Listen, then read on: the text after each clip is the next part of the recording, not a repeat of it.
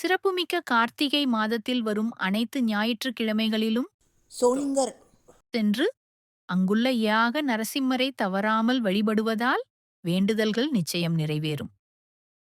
கார்த்திகை ஞாயிற்றுக்கிழமைக்கும்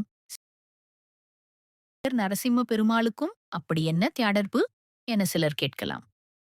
வருடத்தின் அனைத்து நாட்களும் யாக நிலையில் காணப்படும் நரசிம்ம பெருமாள் கார்த்திகை ஞாயிற்றுக்கிழமைகளில் மட்டும் தன்னுடைய பக்தர்களை கண் திறந்து பார்த்து அருளாசி வழங்கும் அற்புத சோளிங்கர் நிகழ்வு இன்றும் நடக்கிறது. இந்த நாளில் சேயாலிங்கருக்கு நேரில் சென்றையா அல்லது வீட்டில் இருந்தபடி நரசிம்மரை நினைத்து விரதமிருந்து வழிபடலாம். நாளை என்பது நரசிம்மருக்கு இல்லை என்பார்கள். தன்னை வழிபடும் பக்தர்களை ஒரு நிமிடம் கூட காக்க வைக்காமல் உடனே வந்து அருள் செய்து அவர்கள் வேண்டிய வரங்களை அள்ளிக்கியாடுக்க கூடியவர் நரசிம்மர். அப்படிப்பட்ட நரசிம்மரை கார்த்திகை ஞாயிற்றுக்கிழமைகளில் வெறும் 24 நிமிடங்கள் மட்டும் வழிபட்டாலே பெயாதும்.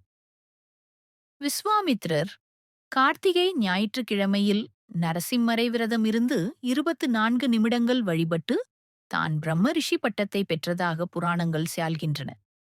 அதனால் கார்த்திகை ஞாயிற்றுக்கிழமைகளில் நரசிம்மருக்கு பிடித்தமான பானகம் நைவேத்தியம் செய்து படைத்து அவரை நினைத்து 24 நிமிடங்கள் மனம் உருகி பிரார்த்தனை செய்தால் நீங்கள் என்ன வேண்டுதல் வைத்தாலும் அதை அப்படியே மிக விரைவிலேயே நிறைவேற்றிக் அடுப்பார் நரசிம்மர்.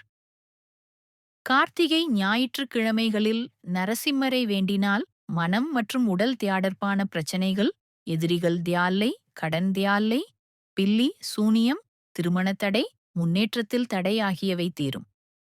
வேண்டிய வரங்கள் உடனே கிடைக்கும்.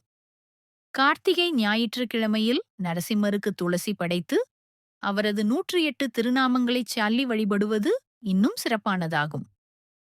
வாழ்வில் எப்படிப்பட்ட தீராத துன்பத்தில் சிக்கிக் கியாண்டிருந்தாலும் இந்த நாளில் நரசிம்மரை வழிபடுவதால் அதிலிருந்து விடுபட உடனடியாக வழி பிறக்கும்.